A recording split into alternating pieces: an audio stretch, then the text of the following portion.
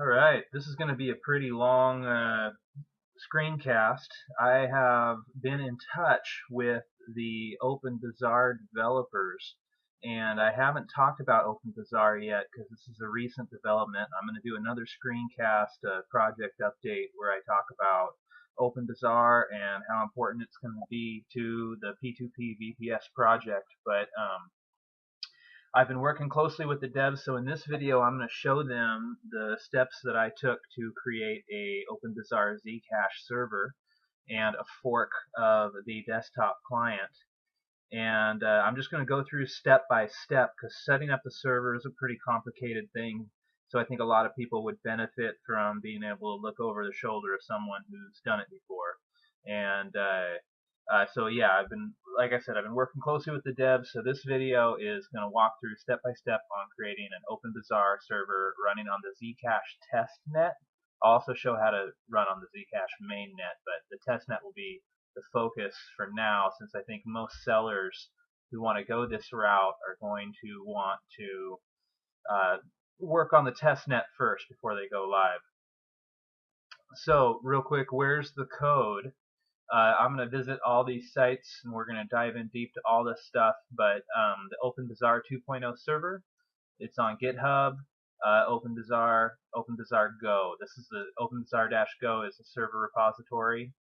The client, the desktop client, is in OpenBazaar Desktop Client, and this is what I forked. My fork lives here, so they're 99% the same code. I just made a few tweaks to update the user interface to reflect that I'm using Zcash instead of Bitcoin. I want to also emphasize here that this fork is probably not going to live for very long. It's really a proof of concept, maybe a short-term solution to the high transaction fees that the Bitcoin marketplace is experiencing right now. The downside of doing a server this way is that the Zcash store is not going to be compatible with Bitcoin clients. So you're going to have to run a Bitcoin server, you're going to have to run a Zcash server, and clients who are using the vanilla version of OpenBazaar desktop client will not be able to buy stuff from your Zcash store. And they're going to have to run this fork in order to buy anything from your store. So from a user experience standpoint, this is a highly technical and undesirable way to go about doing things. But this may be the first step towards a long-term solution of supporting multiple currencies and possibly a short-term solution for getting around the high transaction fees. So the documentation we're going to cover in this video also, if you dig around in the P2P server, there is it actually just looks like docs. Copied the URL wrong there, basically. I mean, I don't think this URL would work. This is probably the right URL, but I'll just show you. If you go P2P VPS server, it's in the RPI OVN, and the docs that I'm going to walk through is in this docs directory. Likewise, OpenBazaar, docs.openbazaar.org is the official documentation for that, and openbazaar.org, check that out. Download the client, play with it. It runs on Bitcoin, and it's pretty neat software. And then the documentation specific to the OpenBazaar server, this is also wrong again, but I will show you. GitHub, OpenBazaar Go, and then they have this docs directory, and this is chock full of awesome documentation. Okay, so let's dive into this. I'm going to show how to create a remote server. So when you fire up the OpenBazaar desktop application right here, you are launching both a server and a client. And the server runs when you run the software, and it stops running when you close down the software. And that's great. It allows for decentralized individual selling. But if you're a serious seller, if you are serious about selling stuff on the OpenBazaar marketplace, you're probably going to want to let your store, which is your server, run all the time, whether or not you have your laptop open. So it's important to understand the distinction of the client and the server. In fact, let me fire up the OpenBazaar server.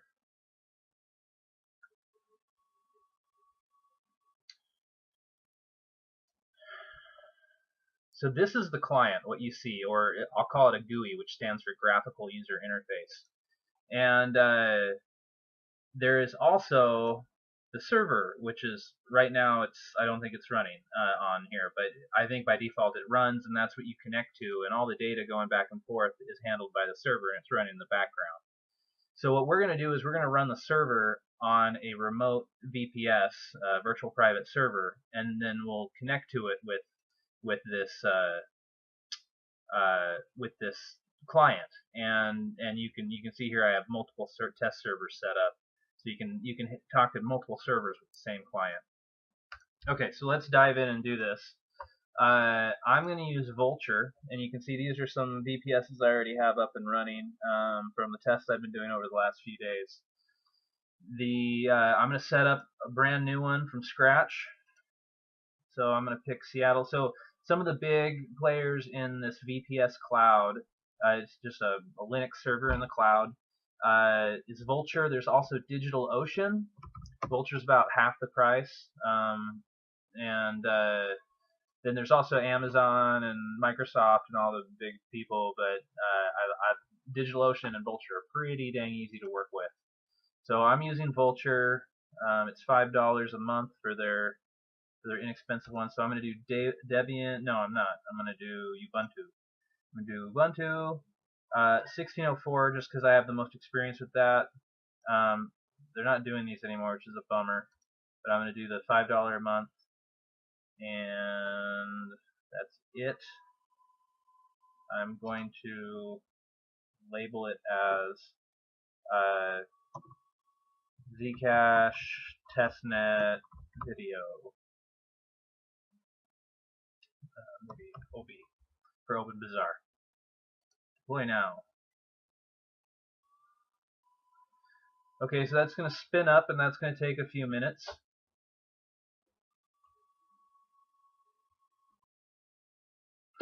Okay, so the server is up and running. Here's the IP address, and let's see. I'm going to record that, and I've already got an SSH. This is PuTTY. In fact, let me just do this again.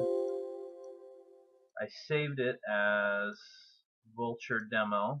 So IP address right there, port 22, SSH, logged in. Logged in as root. And if I click on here, right here is where the password is. I'm going to copy that, paste it in there. I'm going to change the password.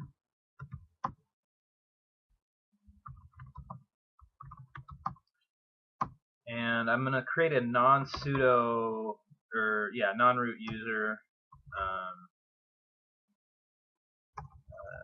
Or I guess it's just add user trout.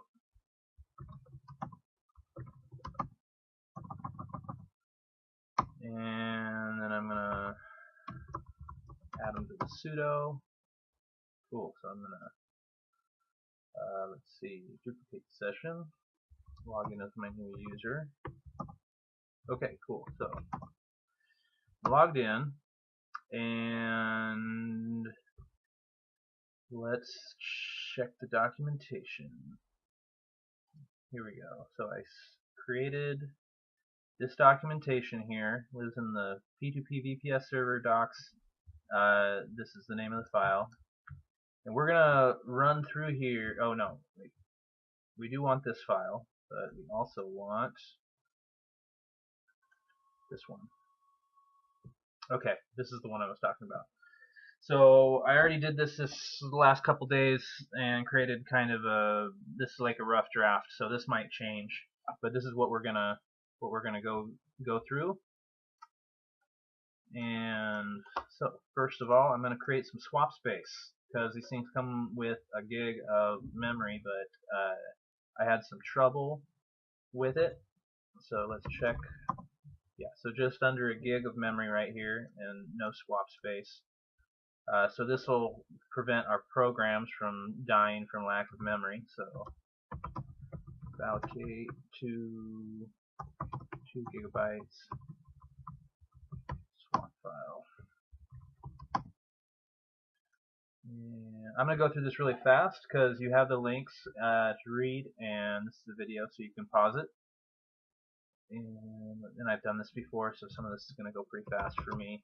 Change mod 600 swap file. And I love these DigitalOcean guides because you're really just following the step-by-step directions.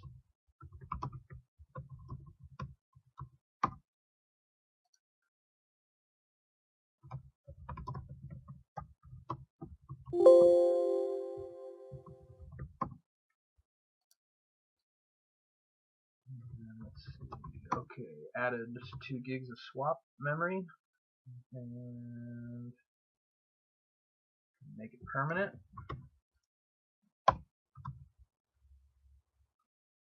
Okay, so we've got some swap space. We need to install the server because that's what we're doing. We're installing the server. And so this is in the OpenBazaar Go repository, the docs folder, and install Linux. So we're going to do all of this.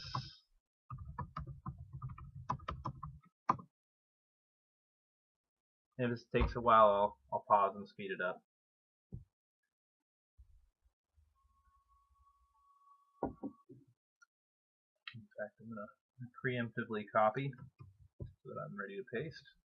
So what we're doing right now is we're installing the Go server, or we're installing Go, and the server is written in Go. So we're creating the server from source. And I'm going to make sure, let's see, follow the directions here, and make a directory.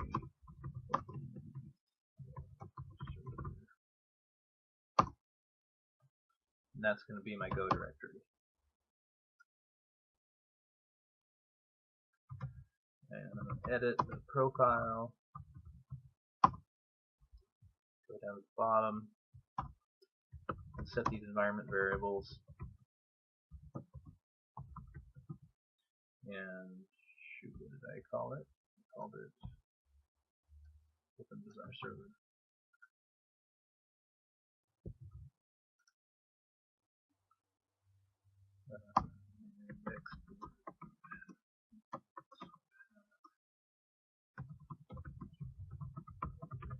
Okay, that's good there. Gonna reload our profile.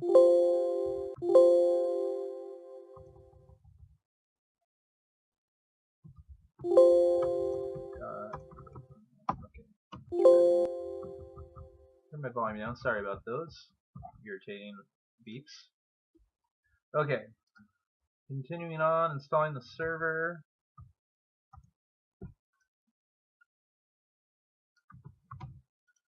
So this is going to download the GitHub repository.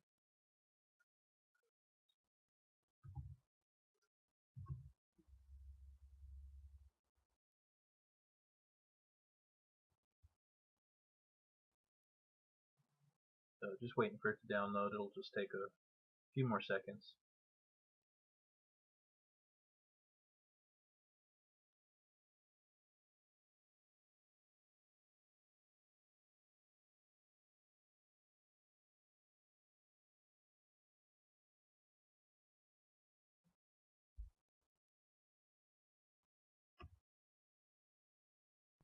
Okay, so that finished downloading.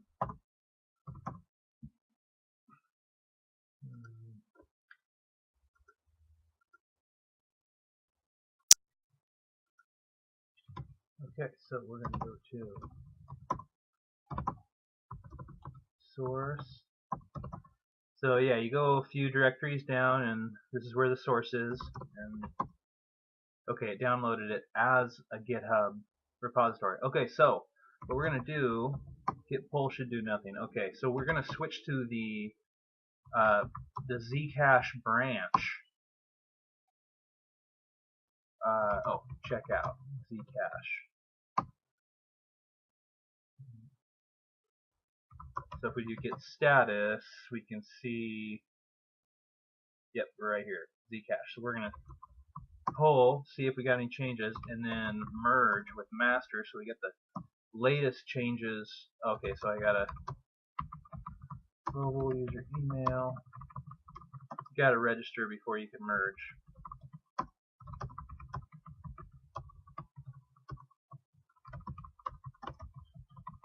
And then, because I hate typing my login and password all the time, I'm going to do credential helper store. Next time I enter it, that should be the last time. Okay, so I'm going to do git merge with master.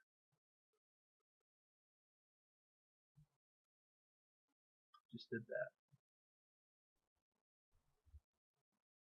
Fatal empty identity. Wow, that's weird. I've never seen that before. So git merge with master. It doesn't like that.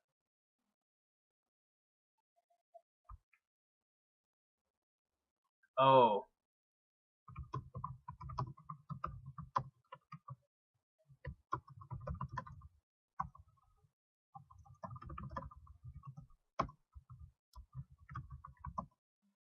There we go. So I just hit Control X, and so that just brought the latest changes from master. And we're on the Zcash branch, which is critical. So okay, so it's installed. In fact, let's just go. Well, let's go back to the instructions. I could execute the execute it and get the server running, but I don't want to do that right now. Okay, so we're going to call that the source code directory where the source code lives. We just did this merge. That was step 4. Okay, here's where we're at. We're going to go run OpenBazaar D init and then the -t for testnet. We'll get a message here that it's creating some keys.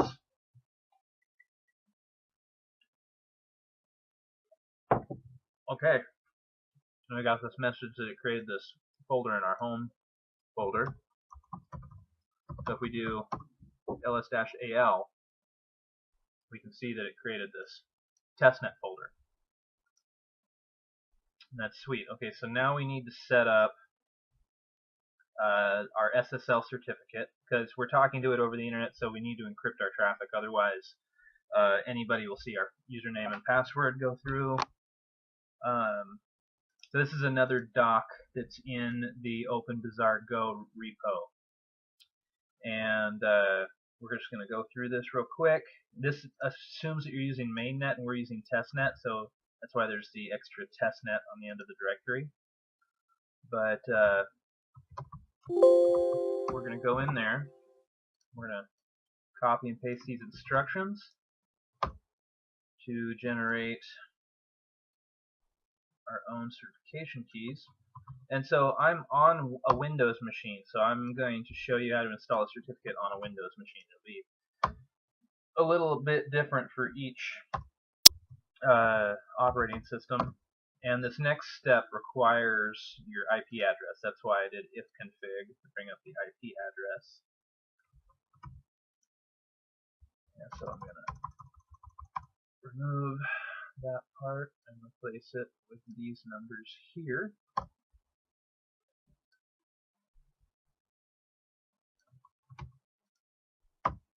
Okay, so we're there, and these are the important files here.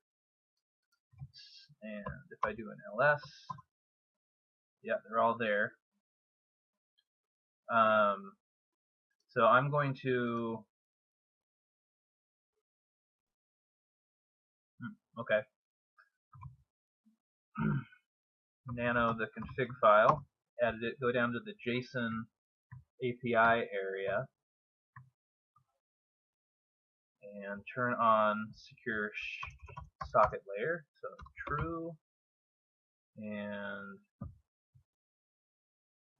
this is going to be server.cert, and this is going to be server.key. Okay, I'll fill out more of that later. Okay, now we need to install the certificate, and I like to use FileZilla. It can do SSH, use the same SSH ports.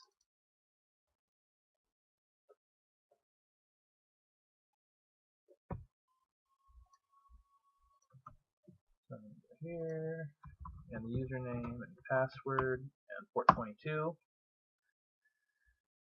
And okay, so there's our certificate, and I'm just going to overwrite the one that we had in here. That was from the last test I did. So I'm going to open that directory and double click on the certificate file and install certificate. Neither one of these matter, but this one does. You want to install the certificate in the Trusted Root Certificate Authorities. I think that's the most trusted one or whatever. And finish, and it'll say, yay, it worked. And so now your computer trusts the server and it can communicate with it, and that's good because everything else happens on the network. Other people don't need this. Only you need this as the owner of your server who's going to run a client that's going to control it. Okay, let's go back to these. So this is done. So we got the certificate, and we installed the certificate, and install Zcash on found. Okay, so yeah, this is where this document comes in. This is copied from another website, but their formatting sucked, so I reformatted it.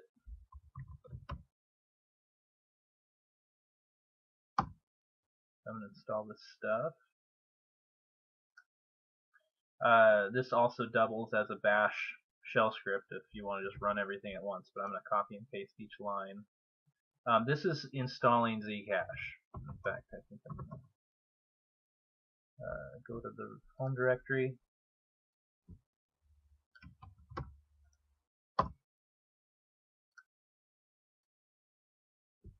And I've got some links here. These instructions are copied from a guide here in step 9, this guide right here, and show you what that looks like.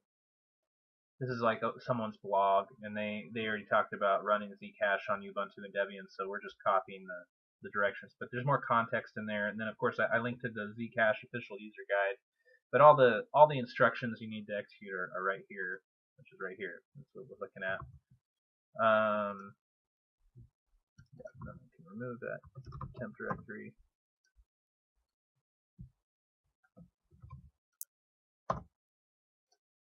And now we can install the Zcash.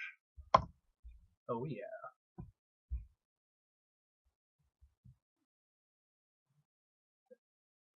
Okay, so that's a pretty fast install, but what's not as fast is it's got to fetch the whatever this is, the seed or the sprout or some big number.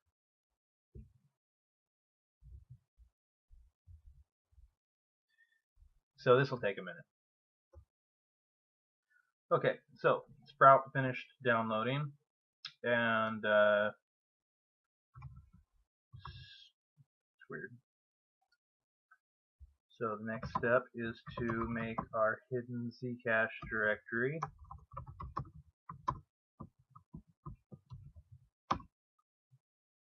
And cd into it.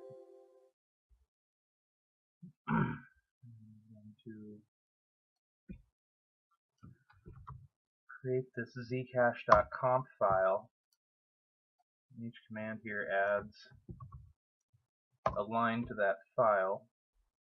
So because this is just a test server, I'm just going to use the literal your password for password and your username for username. So what this is doing is it's setting up the Zcash daemon server, wallet, whatever you want to call it, and we're setting it up for testnet. And I have some alternative configurations here, one for mainnet and one for testnet with mining. But so I'm just going to set up testnet, and I'm not going to do any mining.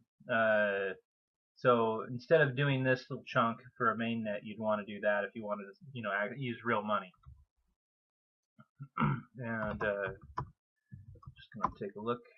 Everything looks good. And okay, so that's that step there. We got the Z. So now we can run the Zcash daemon in testnet. Oh, I need to edit. This should be a dash. This should be a dash. Zcash D testnet daemon. Turn the volume down. Okay. All right, Zcash server is starting. We're gonna wait a few minutes or a few seconds, and then run this Zcash command line interface. Get info. So yeah, it's saying it's still waiting for the server to come up.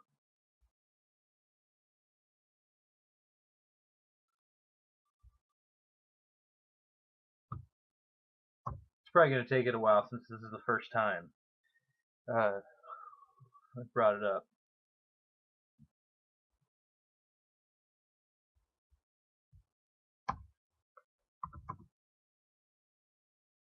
So I'll give this some time to boot. So that was weird. I could neither connect to Zcash nor restart it. So I rebooted the server just with sudo reboot now. That's the command to reboot your computer. So I'm just going to run Zcash D in testnet, but I'm going to run it on the command line here, just so I can see what's going on. Yeah, so it's verifying blocks, downloading blocks. It's got 6 connections. I think it peaks at 8. I'm validating transactions. So everything looks like it's running okay. Control C. And so I'm going to do that again, except now I'm going to go daemon. That's going to start up. And now I can do Zcash CLI, get info. Still can't connect.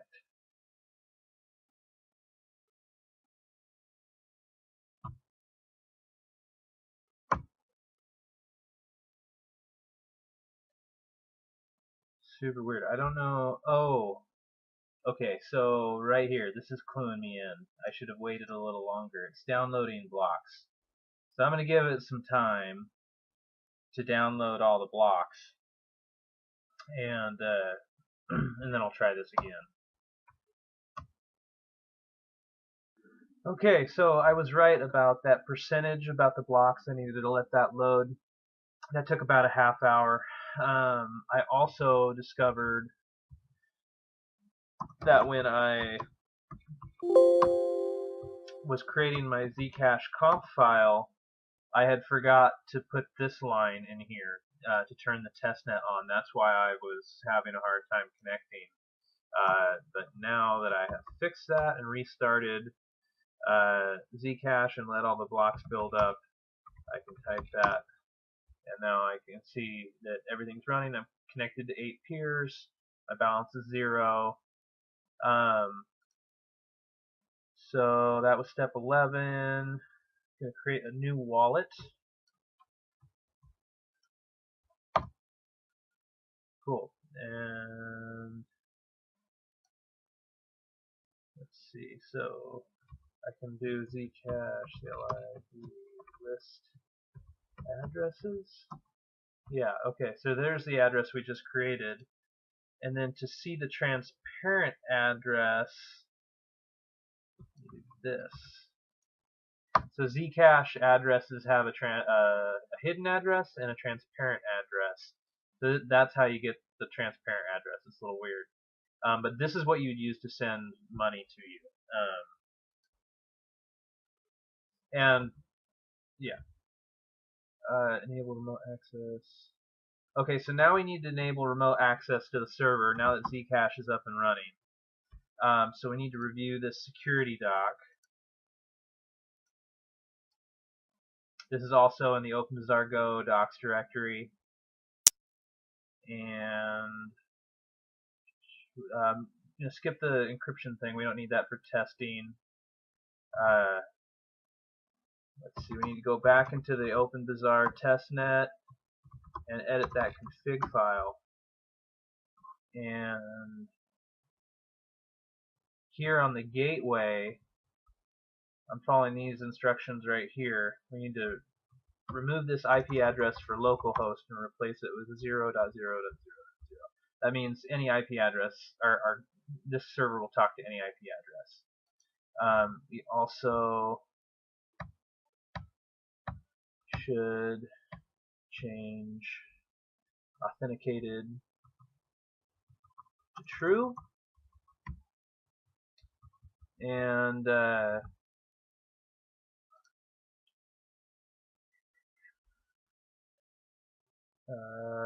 we're going to use a login name and password, but we're not going to set that right now. And we already did the SSL, so we're good to go there for that security document.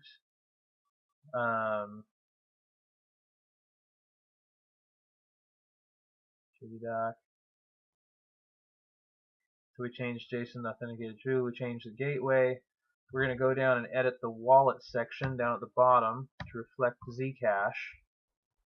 So I'm going to copy that info there. User bin Zcash D. Leave that same. And then this is the username and password for the Zcash that I mentioned earlier. And here we're going to replace SPV wallet with Zcash D. Okay, I think that's all the changes we needed to make. And okay, so we'll hit X. And then lastly, we'll go back into the source code directory here and do go run OpenBazaar set API creds, and again -t for testnet.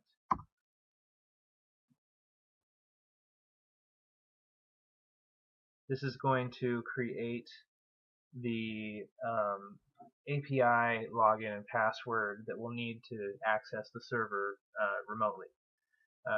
So again, I'm just going to do your username and your password. I think that worked last time, yeah. And okay, so what I like to do at this point is go into the OpenBazaar testnet folder and copy the config out of there. And that way it's handy to have a config file. Doesn't get blown away. Probably not necessary. But now we can run the server. So go run OpenBazaar start -t for testnet, and we're up and running. The ampersand sends it to the background so I can continue to work on the command line and let the program run in the background, but it'll still report stuff to the command line. So sometimes if I got some of the settings wrong, especially with the Zcash daemon, this thing will like exit as soon as it starts, and thankfully that doesn't appear to be happening.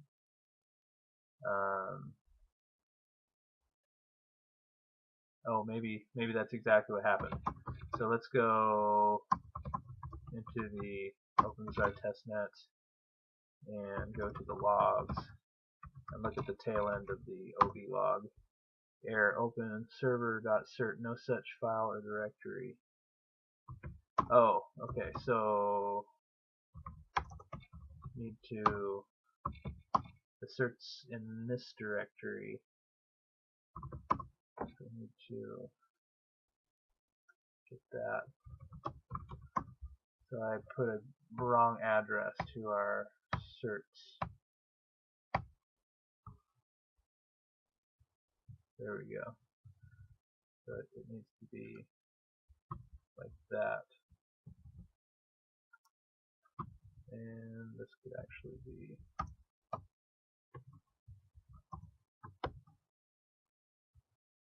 there we go. Alright, let's try that again. Go.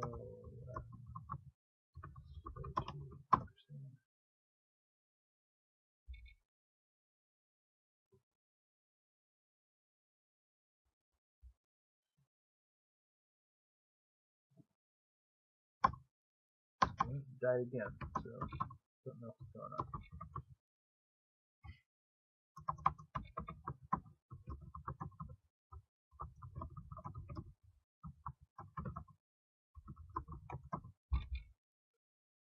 Ser.cert, no such file or directory.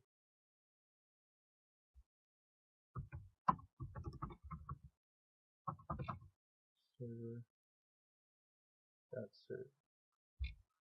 What is wrong with that?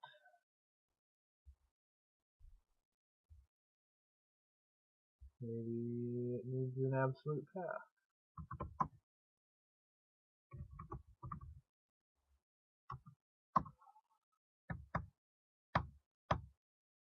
This is why it's helpful to look over somebody's shoulder, because this is the kind of like little details that's really hard to capture in documentation.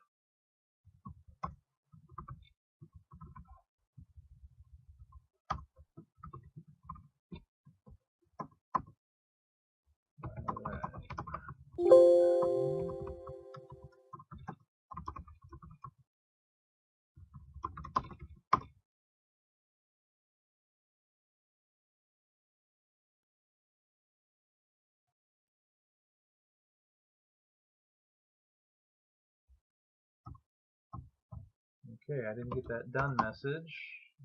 It's showing that it's still running, so I think I'm in business. Needed an absolute path. So, let's see here. I think what I'm going to do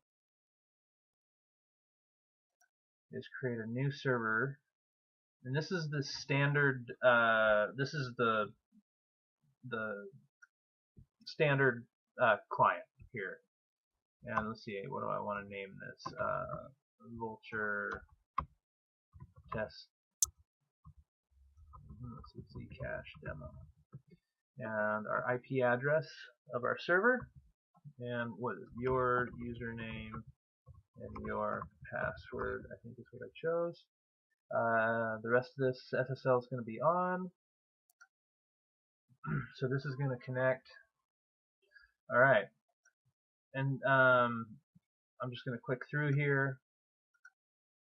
What you'll see, if you connect your store with the standard client, you'll see the dollar price is different. This would be like 7,000 something right now for Bitcoin. Instead, it's reflecting the Zcoin price, but the Bitcoin icon is still there. And so everything's like, so it's in. That's the first that's pretty much the way to tell that this is actually reading Zcash just fine, and or it's reporting in Zcash, but the user interface, you know, isn't changing to reflect that. So that's what the fork is all about. So the Zcash server is running, and the fork that I created that just did some really minor updates to the user interface. So actually, I should show you so here's the OpenBazaar GitHub. This OpenBazaar desktop. This is the desktop client I'm talking about, the one that I just showed you, and the fork is in rpyovn, and the OpenBazaar desktop is Zcash. Right there. So I'm in Windows. What I'm going to do is this is Windows PowerShell, and I have Node and and npm installed. You're going to need those. Google how to install them if you need to do that. Sure, what's up with that?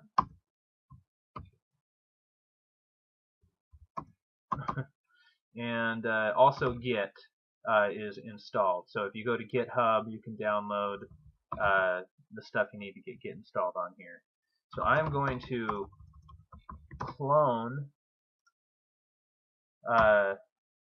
this URL right here. I just pasted that in here. Oh, I thought I had deleted my old copy.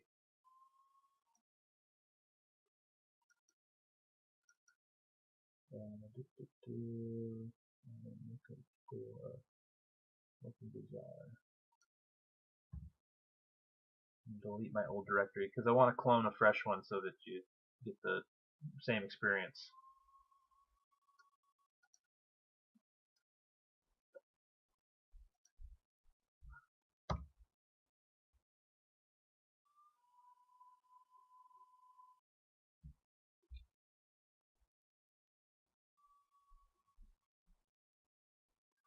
Okay, there we go. Okay, so I'm going to git clone it, and the directions I'm following are in the README right here. So cloned it, go into the directory, and do npm install. This is going to install all the dependencies. And you can go, if you're a developer, you can go into the code, or you can go into the commits and see all the changes I made. They're actually pretty minor. All I did was create a language pack that uses Zcash instead of Bitcoin, and swapped a few icons around. So what I'm going to do is let this finish installing, and then run npm start, and that will launch the desktop, and then I'll be able to connect remotely.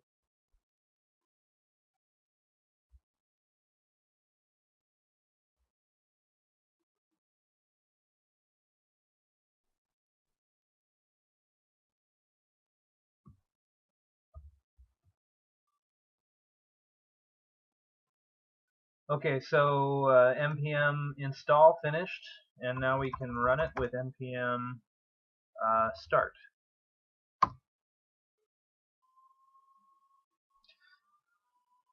So this is the same client that comes with the download that you get from OpenBazaar.org, except the few tweaks to the code to reflect that we're using Zcash. That's what I'm showing you here. So this is the development tool thing. You can just close it if that's not what you're interested in. I like to leave it open because I'm a developer and I like to see what's going on under the hood. It takes a little longer to come up because it's running from source. So this is a store, a test store I already have set up. So I'm going to go to manage servers. And I'm going to add a new server. Here's the IP address of the server we just set up. Let's say Zcash demo IP address, your username, your password. Oh, one thing I wanted to point out is that in the config file, we ran that set API creds and gave it a username and password. The reason we did that is it creates the hash. You don't put your clear text password in here, you put the hash. I forgot to mention that. Okay, so now we're ready to connect.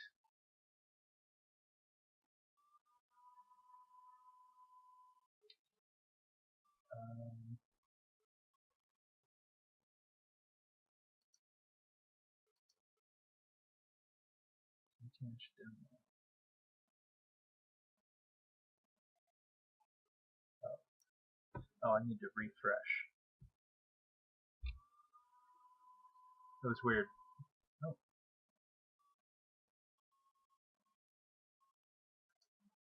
saying that I'm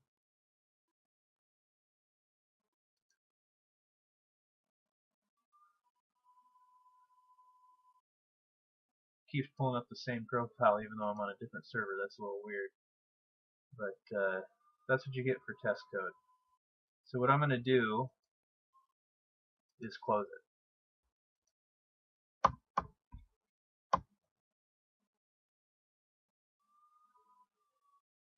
Let it shut down.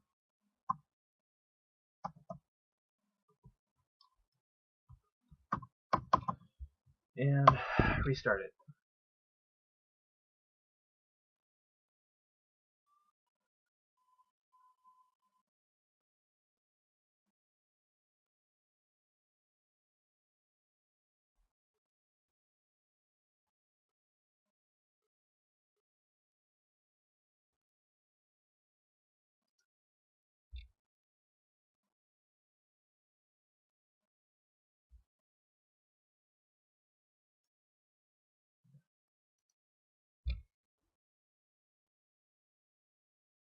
Okay, so this is a computer generated user. So now I'm talking to my new server. And let's see. So some of this stuff. So you can see here it's on test mode, so that's reflecting that it's testnet. If I go into the wallet, it's reflecting the Zcoin price, and I've got the Zcoin icon. See, it says little things like Zcash fee, and if you do send money, need Zcash rather than need Bitcoin. There's still a few icons I need to swap out, but that's the idea. It's just to basically change some of the branding. But most of this, I'd say I probably got 80% coverage, and that's just from changing the language pack to reference Zcash instead of Bitcoin, and in a few swapping icons in a few places. And and then there's other things. What will happen is that if you try to connect to a Bitcoin store, you'll be able to browse around. When you go to purchase it, it'll tell you you can't purchase it because the listing's in Bitcoin and you're in Zcoin. And vice versa. If someone in a Bitcoin client, the normal OpenBazaar client, goes to your Zcoin store and tries to buy something, they'll be stopped. And so my plan is to run two mirror images of my server, one for Zcash, one for Bitcoin. They'll probably have different IP addresses. I may put them in Docker containers and just run them both on the same server and use Nginx to control the different ports. I haven't decided yet. I'll do whichever one's easier probably. And I'll just run mirror images of my store, so every listing will get listed twice, once in the Zcash store, once in the Bitcoin store. And that's unfortunate, but that'll let anybody who wants to load this client access my store and pay for transactions in Zcash.